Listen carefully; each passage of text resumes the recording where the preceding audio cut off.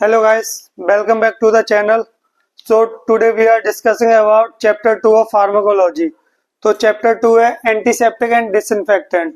तो इस चैप्टर में हम बात करेंगे एंटीसेप्टिक और डिसइंफेक्टेंट जो सॉल्यूशन है वो क्या होते हैं, कैसे प्रिपेयर होते हैं और उनका क्या यूजेस होता है और हम लोग कहाँ कहाँ पे यूज कर सकते हैं, ठीक है ना।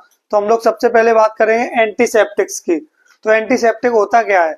तो एंटीसेप्टिक वो एजेंट हैं जो प्रिवेंट और किल करते हैं माइक्रो ऑर्गेनिज्म को, ठीक है ना, या फिर उनकी ग्रोथ को रोकते हैं, इनहिबिट करते हैं। ऐसे एजेंट उन सबको हम लोग बोलते हैं एंटीसेप्टिक। और एंटीसेप्टिक होते हैं वो मेनली लिविंग टिश्यू या फिर लिविंग ऑर्गेनिज्म पे यूज किए जाते हैं ये एंटीसेप्टिक सॉल्यूशन और ड्रग्स, ठीक है ना। तो antiseptic are the agents which are used to inhibit, inhibit मतलब रोकना, इनहिबिट और kill the micro organism on living tissue. जितने भी लिविंग ऑर्गेनिज्म होते हैं उन पे हम एंटीसेप्टिक सॉल्यूशन यूज करते हैं, ठीक है ना। अब मेनली जो ग्रोथ है वो किसकी इनहिबिट कर रहे हैं, किल कर रहे हैं माइक्रो ऑर्गेनिज्म। तो माइक्रो ऑर्गेनिज्म और माइक्रोब्स के अंदर कौन कौन आते? बैक्टीरिया हो गए, वायरसेस हो गए, प्रोटोजोआ हो गए, फंजाई हो गए, ये सब माइक्रो ऑर्गेनिज्म है, ठीक है ना। तो इनकी ग्रोथ को और या फिर इनको किल करते हैं और लिविंग ऑर्गेनिज्म पे मेनली ये यूज करते हैं एंटीसेप्टिक सॉल्यूशंस और एंटीसेप्टिक एजेंट, ठीक है ना। और ये मेनली टॉपिकल है, मतलब स्किन के ऊपर अप्लाई किए जाते हैं एंटीसेप्टिक सॉल्यूशन, स्किन के ऊपर म्यूकस मेम्ब्रेन और वुंड केयर में भी। कोई भी मतलब इंजरी हो जाए तो वुंड हो जाए तो वुंड केयर में एंटीसेप्टिक सॉल्यूशन यूज करते हैं कि उसके जो इन्फेक्शन को प्रिवेंट करने के लिए, बैक्टीरियल ग्रोथ को रोकने के लिए एंटीसेप्टिक सॉल्यूशन भी यूज किए जाते हैं वुंड केयर के अंदर, ठीक है ना। तो इसकी एग्जांपल की बात करें तो इसके एग्जांपल है पोविडोन है, हाइड्रोजन पर ऑक्सीडेज है, ठीक है ना। ये दोनों इसके एंटीसेप्टिक के एग्जाम्पल है। अब नेक्स्ट हम बात करें यूजेस। तो एंटीसेप्टिक जो सॉल्यूशन होते हैं वो कहाँ कहाँ पे हम लोग यूज कर सकते हैं? सबसे पहली बात तो ये ध्यान रखना, एंटीसेप्टिक सॉल्यूशन होते हैं वो लिविंग टिश्यू या लिविंग ऑर्गेनिज्म में यूज होते हैं, बट जो डिसइंफेक्टेंट होते हैं वो नॉन लिविंग में यूज होते हैं, मतलब कोई भी मटेरियल वगैरह, ठीक है ना। तो यूजेस की बात करें तो कहाँ कहाँ पे हम लोग एंटीसेप्टिक सॉल्यूशन की यूज करेंगे? तो सबसे पहले जो यूज आता है वो आता है वुंड केयर में, ठीक है ना। कोई भी इंजरी हुई, एक्सटर्नल इंजरी, तो ब्लीडिंग होगी, ब्लीडिंग के बाद वुंड बन जाएगा, तो वुंड के अंदर इन्फेक्शन के चांसेस बढ़ जाते हैं, क्योंकि जो वुंड होता है वो एक्सटर्नल सरफेस पे प्रेजेंट होता है, तो वहां पे जो फॉरेन पार्टिकल है एनवायरमेंट से आगे वो वहां पे इन्फेक्शन कॉज कर सकते हैं। तो उस इन्फेक्शन से प्रिवेंट करने के लिए हम लोग एंटीसेप्टिक सॉल्यूशन यूज करते हैं और वुंड की केयर करते हैं, ठीक है ना। अब ये इसका फर्स्ट यूज हो गया। नेक्स्ट हम बात करें स्किन प्रिपरेशन। तो स्किन प्रिपरेशन से क्या समझ रहे, क्या मीनिंग है इसका? तो जब भी ओटी के अंदर ऑपरेशन होता है, ओटी थिएटर होता है, उसके अंदर ऑपरेशन चलते हैं, तो ऑपरेशन चलने से पहले सबसे पहले डिसइंफेक्टेंट और एंटीसेप्टिक सॉल्यूशंस के जो डिसइंफेक्टेंट होते हैं उनसे तो जो इक्विपमेंट होते हैं उनको क्लीन करते, और जो एंटीसेप्टिक सॉल्यूशन होते हैं उनसे जिस एरिया में हम लोग सर्जरी परफॉर्म कर रहे हैं उस एरिया को प्रॉपरली वॉश किया जाता और क्लीन किया जाता एंटीसेप्टिक सॉल्यूशंस के थ्रू, ठीक है ना। तो उसी को हम लोग बोलते हैं स्किन प्रिपरेशन। स्किन प्रिपरेशन के अंदर जिस एरिया पे सर्जरी परफॉर्म कर रहे, जैसे थाई हो गई, लेग हो गई, एब्डोमेन हो गई, तो उस एरिया को एंटीसेप्टिक सॉल्यूशन से प्रॉपर क्लीन करेंगे। उसके बाद जो सर्जरी का प्रोसेस है वो आगे फॉरवर्ड करेंगे, ठीक है ना। तो ये स्किन प्रिपरेशन है। नेक्स्ट है माउथ वॉश। तो बहुत बहुत से लोग होते हैं जिनके मुंह से गंदी स्मेल, फाउल स्मेल आती रहती है, ठीक है ना, बैक्टीरियल के चांसेस ग्रो होने के ज्यादा होते, तो वो लोग एंटीसेप्टिक सॉल्यूशन यूज करते माउथ वॉश के तरह, ठीक है ना। तो जो माउथ वॉश जो यूज करते हैं एंटीसेप्टिक सॉल्यूशन में, तो वो क्या करता है, जो भी बैक्टीरियल ग्रोथ होती है माउथ के अंदर उसको प्रिवेंट करता और जो फाउल स्मेल आती है उसको भी सप्रेस करता है, ठीक है ना। नेक्स्ट बात कर रहे हैं हैंड हाइजीन। तो कोविड-19 के टाइम पे हैंड हाइजीन और मास्क का जो रोल है वो प्रॉपर हम लोग को समझ आया। तो हैंड हाइजीन के अंदर भी एंटीसेप्टिक सॉल्यूशन जो सैनिटाइजर होते हैं उनके अंदर इथाइल अल्कोहल होता है 95%, तो वो एंटीसेप्टिक सॉल्यूशन की तरह एक्ट करता है। तो हैंड हाइजीन भी इसके यूज के अंदर आता, एंटीसेप्टिक सॉल्यूशन यूज करते हैं। जितने भी सैनिटाइजर आते वो सब एंटीसेप्टिक सॉल्यूशन ही है, ठीक है ना। तो एंटीसेप्टिक के बाद हम लोग नेक्स्ट बात करने वाले डिसइंफेक्टेंट की। तो डिसइंफेक्टेंट और एंटीसेप्टिक में डिफरेंस क्या है? बेसिकली ये भी जो बैक्टीरिया है उनकी ग्रोथ को इनहिबिट करते हैं और किल करते हैं, और जो डिसइंफेक्टेंट सॉल्यूशन है वो भी जो माइक्रो ऑर्गेनिज्म है उनकी ग्रोथ को इनहिबिट करते हैं, ठीक है ना, और उनको किल करते हैं। सिमिलर है, बट जो मेन डिफरेंस वो वो ये है जो एंटीसेप्टिक सॉल्यूशन है वो लिविंग ऑर्गेनिज्म के अंदर यूज होते हैं, और जो डिसइंफेक्टेंट सॉल्यूशन है वो मेनली नॉन लिविंग सरफेसेस और नॉन लिविंग इक्विपमेंट के लिए यूज होते हैं।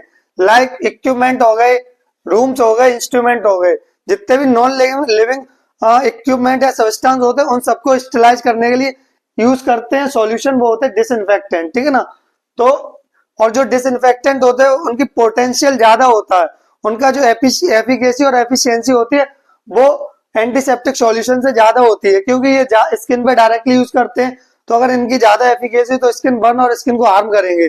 और जो डिसइंफेक्टेंट सॉल्यूशन होते हैं वो हम लोग स्किन पे अप्लाई नहीं करते, वो डायरेक्ट क्लीनिंग पर्पज से यूज करते हैं और स्टेलाइजेशन पर्पज से।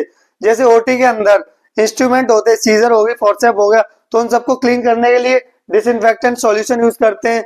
जो हम लोग फ्लोर्स वगैरह होते हैं घरों के या फिर हॉस्पिटल्स के, उन सबके फ्लोर को यूज क्लीन करने के लिए डिसइंफेक्टेंट सॉल्यूशन के यूज करते हैं।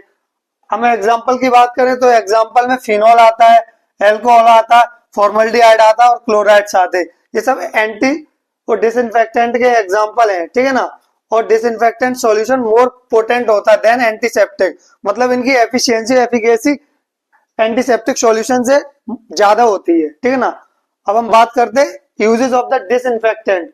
तो डिसइंफेक्टेंट के यूज क्या होते, तो बेसिकली सरफेस क्लीनिंग, जितने फ्लोर होते हैं हॉस्पिटल का हो घर का हो उन सबको क्लीन करने के लिए हम लोग बेसिकली डिसइंफेक्टेंट सॉल्यूशन के यूज करते हैं। जैसे फिनॉल वगैरह हो गया तो वो भी डिसइंफेक्टेंट सॉल्यूशन का एक एग्जांपल है, फिनॉल, लाइजॉल वगैरह जो भी हम लोग फ्लोर क्लीन करने के लिए यूज करते हैं। फिर इक्विपमेंट स्टेलाइजेशन, अब मैंने बताया ओटी के अंदर, हॉस्पिटल के अंदर मेनली जो बेड होते तो उनके ऊपर बेड शीट लगी हुई होती, तो बेड शीट को क्लीन करने के लिए हम लोग डिसइंफेक्टेंट सॉल्यूशन यूज करते हैं। और ओटी थिएटर के अंदर जितने भी इक्विपमेंट होते हैं, चाहे वो फोर्सेप हो, चाहे आर्टरीज हो या कोई अदर इक्विपमेंट हो, तो उन सबको स्टेलाइज करने के लिए, क्लीन करने के लिए और माइक्रो ऑर्गेनिज्म से इन्फेक्शन से फ्री करने के लिए डिसइंफेक्टेंट सॉल्यूशन से वॉश करते हैं, उनसे क्लीन करते हैं। तो नेक्स्ट यूज इसका यही होगा, इक्विपमेंट स्टेलाइजेशन, ठीक है ना। लास्ट बात करें लॉन्ड्री सैनिटाइजेशन। अब लॉन्ड्री में क्या यूज होता, जो नॉन लिविंग थिंग्स है, क्लॉथ, तो क्लॉथ को भी क्लीन करने के लिए जो बेडशीट वगैरह हॉस्पिटल से क्लीन होती हैं वो जाती हैं लॉन्ड्रीज में, तो उनको डिसइंफेक्टेंट सॉल्यूशन से ट्रीट किया जाता और क्लीन किया जाता, और जो माइक्रो ऑर्गेनिज्म होते हैं उनकी ग्रोथ को प्रिवेंट हो या फिर किल किया जाता। नेक्स्ट हम लोग बात करने वाले properties of the ideal solution, मतलब जो एंटीसेप्टिक और डिसइंफेक्टेंट सॉल्यूशन हम लोग यूज कर रहे हैं तो उन सबकी क्या क्या आइडियल प्रॉपर्टीज हो सकती हैं, तो उन सबकी हम लोग बात करने वाले हैं। तो सबसे पहले बात कर रहे हैं it should have cidal effect. Cidal effect का मीनिंग क्या है, साइडल इफेक्ट का मीनिंग होता है ऐसे सॉल्यूशंस जो किसी भी माइक्रो ऑर्गेनिज्म और बैक्टीरिया को और फॉरेन पार्टिकल को किल करने की एबिलिटी रखते हैं, उसी को हम लोग बोलते हैं साइडल इफेक्ट, ठीक है ना। तो डिसइंफेक्टेंट और एंटीसेप्टिक सॉल्यूशन ऐसे यूज करने चाहिए जिनके पास साइडल प्रॉपर्टी हो, जो माइक्रो ऑर्गेनिज्म और फॉरेन पार्टिकल को किल कर सके, ठीक है ना। नेक्स्ट हम लोग बात करने वाले हैं नेक्स्ट प्रॉपर्टी, तो it should be chemically stable.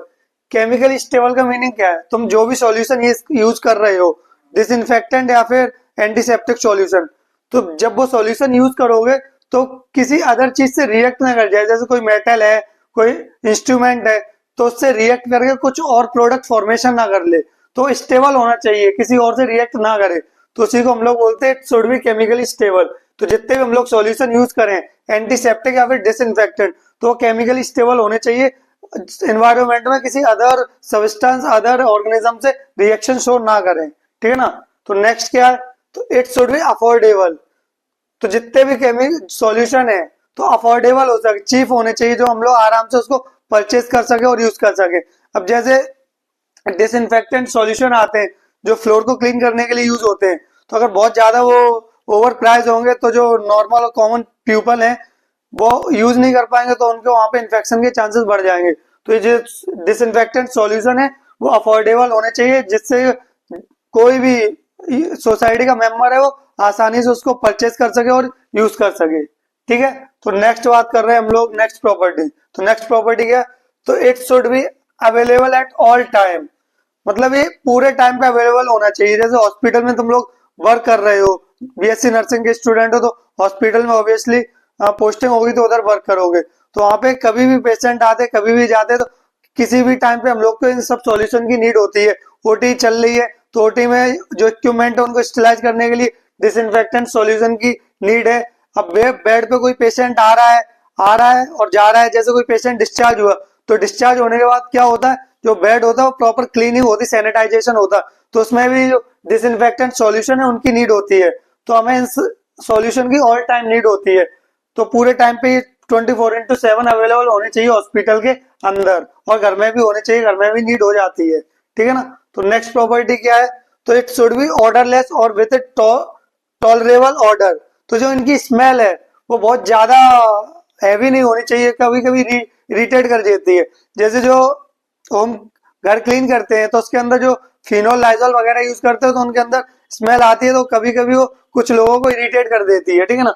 तो जो इनकी ऑर्डर है वो इरिटेबल नहीं होनी चाहिए। नेक्स्ट प्रॉपर्टी क्या है, नॉन एलर्जिक होनी चाहिए। तो एंटीसेप्टिक और डिसइंफेक्टेंट सॉल्यूशन जो हम लोग यूज कर रहे हैं वो नॉन एलर्जिक फॉर्म में होने चाहिए, एलर्जी कॉज नहीं करें, ज्यादा सेंसिटिव नहीं होने चाहिए टुवर्ड स्किन, ठीक है ना।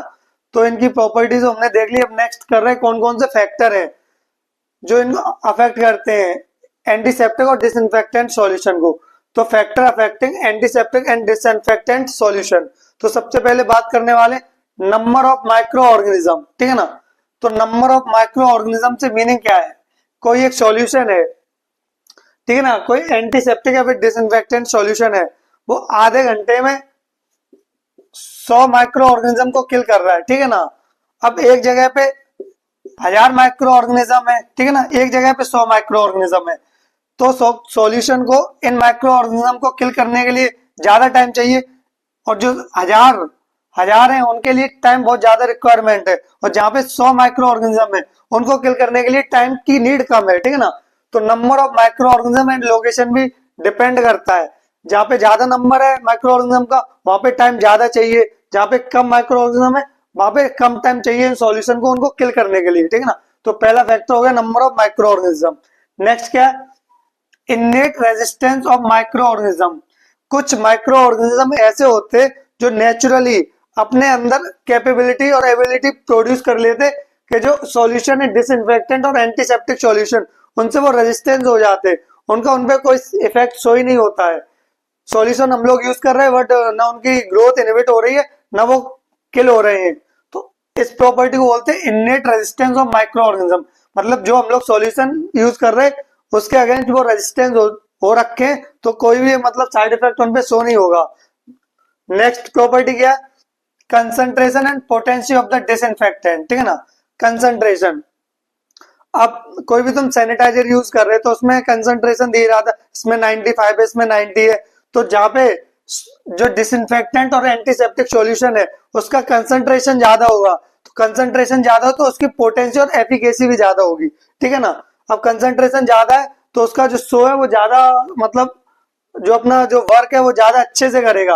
अगर कंसंट्रेशन कम है, कंसंट्रेशन का मतलब तुम वाटर से समझ लो, अगर लेस कंसंट्रेशन है तो उसके अंदर वाटर का ज्यादा अमाउंट है और जो सॉल्यूशन है उसका कम है, तो वो शो कम शो करेगा। अगर कंसंट्रेशन अच्छा है, डिसइंफेक्टेंट की जो क्वांटिटी और क्वालिटी है वो ज्यादा है, तो जो हम लोग यूज करेंगे किसी भी पर्टिकुलर माइक्रो ऑर्गेनिज्म पे तो वहां पे ये वर्क प्रॉपर शो करेगा, कम टाइम में ज्यादा माइक्रो ऑर्गेनिज्म को किल कर देगा, ठीक है ना। तो लास्ट हम लोग बात कर रहे हैं बायोफिल्म्स की। बायोफिल्म्स क्या होते हैं, जो माइक्रो ऑर्गेनिज्म होते हैं तो वो अपने ऊपर एक थिक लेयर बना लेते हैं, ठीक है ना। जब वो थिक लेयर बना लेते हैं तो वो जो केमिकल यूज कर रहे हैं हम लोग एंटीसेप्टिक और डिसइंफेक्टेंट सॉल्यूशन, तो उनसे वो रेजिस्टेंस हो जाते तो हम लोग उनसे किल नहीं कर सकते, तो इसी प्रॉपर्टी को बोलते हैं बायोफिल्म्स। ये मेनली माइक्रो ऑर्गेनिज्म के पास ये प्रॉपर्टी होती है जो वो यूज करते हैं जब हम लोग ये सॉल्यूशन यूज करते हैं। अब नेक्स्ट हम लोग बात करेंगे इसकी क्लासिफिकेशन की। Next is classification of antiseptic and disinfectant agents, ठीक है ना। तो क्लासिफिकेशन की बात करें तो इसके अंदर 11 से 12 क्लास हैं, तो उन सब क्लासों के बारे में बात करेंगे, उनके एग्जाम्पल देखेंगे, ठीक है ना। तो जो फर्स्ट क्लास है वो है फिनोल डेरिवेटिव्स। ये फिनोल डेरिवेटिव क्लास है, इसके अंदर एग्जाम्पल की बात करें तो 3 एग्जाम्पल दे रखे हैं, फिनोल, क्रिसोल एंड क्लोरोजाइलिनोल। ये तीनों एग्जाम्पल हैं वो फिनोल डेरिवेटिव क्लास के एग्जाम्पल है, ठीक है ना। Next class is oxidising agent. Oxidising agent की क्लास की बात करें तो उसके अंदर पोटेशियम परमैंगनेट है, हाइड्रोजन परऑक्साइड है एंड इथाइलिन ऑक्साइड है, ठीक है ना। इसके अंदर भी 3 एग्जांपल दे रखे हैं, potassium permanganate, hydrogen peroxide and ethylene oxide, ठीक है ना। ये सेकंड क्लास था। थर्ड क्लास की बात करें तो हेलोजन है, ठीक है ना। हेलोजन ये क्लास है, तो इसके अंदर एग्जांपल की बात करें तो आयोडीन है, आयनोफोर्स है और क्लोरीन है, ठीक है ना। हेलोजन क्लास के अंदर 3 एग्जांपल दे रखे हैं, आयोडीन, आयनोफोर्स एंड क्लोरीन।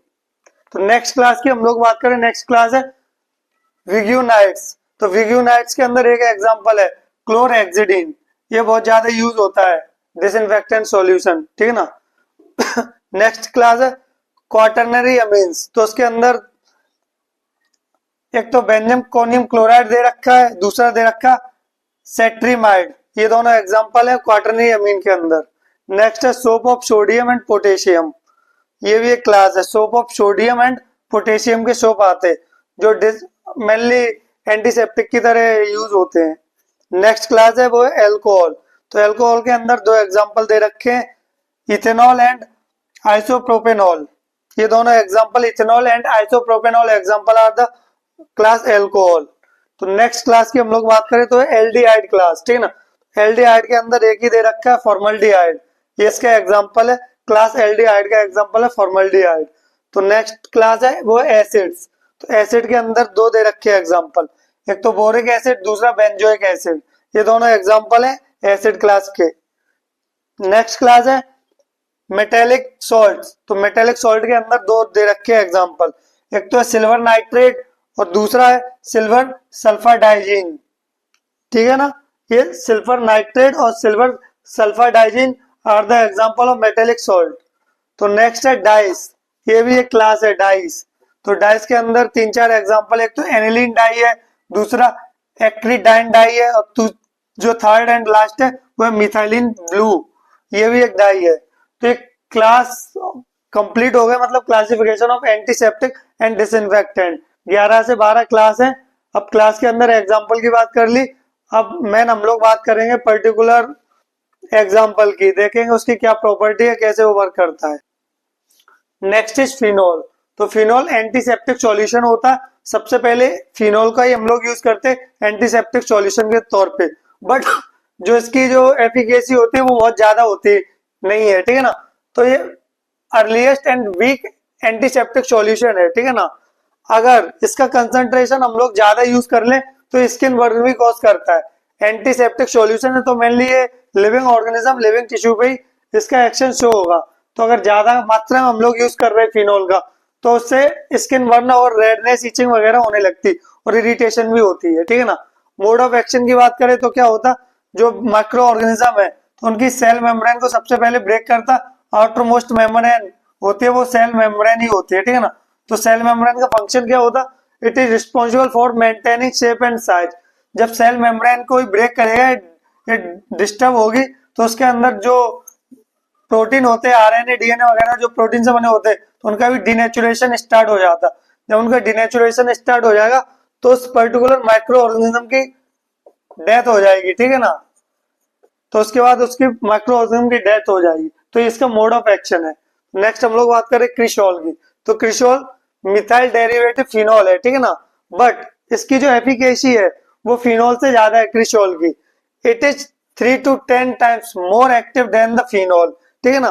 फिनोल से ज्यादा एक्टिव है और ये मतलब हाई कंसंट्रेशन में यूज कर रहे थे तो मतलब डैमेज कर रहा था स्किन, कॉज वो बर्न कर रहा था, इरिटेशन, स्वेलिंग वगैरह कर रहा था, बट ये मोर सेफर होता देन फिनोल। अगर इसका कंसंट्रेशन हम लोग थोड़ा ज्यादा यूज कर लें तो उससे इरिटेशन या फिर बर्निंग सेंसेशन शो नहीं होंगे क्रिशोल से, ठीक है ना। अब इसका भी जो मोड ऑफ एक्शन है वो सिमिलर ही है, बिल्कुल फिनोल की तरह ही है, ठीक है ना। और ये हैंड वॉशिंग के लिए यूज होता और डिसइंफेक्टेंट की तरह यूज होता, मतलब यूटेंसिल्स को क्लीन करने के लिए और हैंड वॉश के लिए क्रिशोल का हम लोग यूज करते हैं, ठीक है ना। अब नेक्स्ट हम लोग बात कर रहे हैं क्लोरहेक्सिडीन की, ठीक है ना। क्लोरहेक्सिडीन ये भी एक एंटीसेप्टिक एजेंट है, ठीक है ना, non irritating and powerful antiseptic agent है। तो मतलब मेनली के वुंड केयर वगैरह में इन सबके लिए हम लोग क्लोरहेक्सिडीन की जो ये एजेंट है उसके यूज करते हैं। और ये मोर एक्टिव है ग्राम पॉजिटिव बैक्टीरिया, जितने भी ग्राम पॉजिटिव बैक्टीरिया होते उनमें बहुत अच्छे से अपना ये वर्क शो करता है क्लोरहेक्सिडीन, ठीक है ना। तो mainly more active in gram positive bacteria. अब इसके मोड ऑफ एक्शन की हम लोग बात करें तो मोड ऑफ एक्शन क्या, तो मोड ऑफ एक्शन सिमिलर है फिनोल की तरह। ये भी सेल मेम्ब्रेन को सबसे पहले डिस्टर्ब करते, ब्रेक करते, उसके बाद प्रोटीन का डीजेनरेशन स्टार्ट हो जाता, प्रोटीन का डीजेनरेशन होता, फिर जो पर्टिकुलर माइक्रो ऑर्गेनिज्म है उसकी डेथ हो जाती है। और इसका यूज हम लोग कहाँ देखते हैं, it also help in treating gingivitis. Gingivitis को भी ट्रीट करने में हम लोग क्लोरहेक्सिडीन का यूज करते हैं, ठीक है ना। अब बात कर रहे हैं बेंजोइक एसिड। तो benzoic acid antibacterial and anti fungal agent है। तो कोई भी फंगल रिएक्शन हो रही है, फिर बैक्टीरिया से कोई भी मतलब इन्फेक्शन कॉज हो रहा, तो उस कंडीशन हम लोग बेंजोइक एसिड को यूज करते हैं, ठीक है ना। और जो फंगल इन्फेक्शन है वो मेनली विंटर सीजन में होता है। तो विंटर सीजन में फंगल इन्फेक्शन के लिए हम लोग बेंजोइक एसिड का यूज कर सकते हैं, वो एंटी फंगल एजेंट है। लास्ट हम लोग बात कर रहे हैं बोरिक एसिड की, ठीक है ना। तो बोरिक एसिड क्या, boric acid mainly wound care के लिए यूज होता है। कोई मतलब इंजरी हो गई सरफेस पे, एक्सटर्नल बॉडी सरफेस स्किन पे, तो उसमें इन्फेक्शन को प्रिवेंट करने के लिए हम लोग बोरिक एसिड का यूज करते हैं। It is use to treat minor cuts as well as fungal infection. तो माइनर कट्स वगैरह हो रहे हैं तो वुंड केयर भी हम लोग इससे कर सकते हैं, और एंटी फंगल एजेंट की तरह भी बोरिक एसिड वर्क करता है, ठीक है ना। और it is also used as an insecticide to control ants and cockroach. And जो ये बोरिक एसिड है वो इंसेक्टिसाइड की तरह भी यूज करते हैं, ठीक है ना। जितने भी इंसेक्ट होते हैं उनको किल करने के लिए यूज भी किया जाता है। जैसे किचन वगैरह में कॉकरोच आ जाते हैं, वो अनहाइजीनिक कंडीशन को प्रमोट करते, जिससे डिजीज के चांसेस बढ़ जाते हैं। तो और जो आंट्स वगैरह चींटी वगैरह होती है वो भी इन्फेक्शन कॉज करती हैं। तो उन सबको कंट्रोल करने के लिए हम लोग बोरिक एसिड का यूज कर सकते हैं। इंसेक्टिसाइड है, तो ये जो कॉकरोच वगैरह और भी मतलब इंसेक्ट घर के अंदर या हॉस्पिटल के अंदर होते हैं, उन सबको कंट्रोल करने के लिए हम लोग बोरिक एसिड का यूज कर सकते हैं और हाइजीन को मेंटेन कर सकते हैं, जिससे डिजीज कंडीशन होने के चांसेस बहुत ज्यादा कम हो जाते हैं, ठीक है ना। तो और बोरिक एसिड का क्या यूज है, तो बोरिक एसिड वेजाइना में इन्फेक्शन हो जाता है उसको भी ट्रीट करने के लिए यूज होता। कंजेक्टिवाइटिस, जो आइस के अंदर रेडनेस वगैरह हो जाती है, वो कंजेक्टिवा को भी ट्रीट करता है। एंड आई इन्फेक्शन, आंखों में जो इन्फेक्शन हो जाता है बैक्टीरिया का मेनली, तो उसको भी ट्रीट करने के लिए हम लोग बोरिक एसिड का यूज कर सकते हैं। तो इस चैप्टर में एंटीसेप्टिक और डिसइंफेक्टेंट सॉल्यूशन की बात की। तो फार्माकोलॉजी के अंदर बीएससी नर्सिंग में सबसे ज्यादा मोस्ट इंपोर्टेंट होता है क्लासिफिकेशन। तो हम लोगों ने क्लासिफिकेशन देखा था, तो जितने भी हम लोग चैप्टर पढ़ेंगे तो उनमें सबसे ज्यादा इंपॉर्टेंट रहेगा क्लासिफिकेशन। क्लासिफिकेशन हम लोग को याद करना ही पड़ेगा, ठीक है ना। और इसके बीएससी नर्सिंग में फार्मा के अंदर जो ड्रग होते हैं उनके यूजेस के बारे में पढ़ा जाता है, ठीक है ना। तो जो चैप्टर सेकंड था हम लोग का एंटीसेप्टिक एंड डिसइंफेक्टेंट, वो कंप्लीट हुआ। नेक्स्ट लेक्चर में मिलेंगे। Thank you.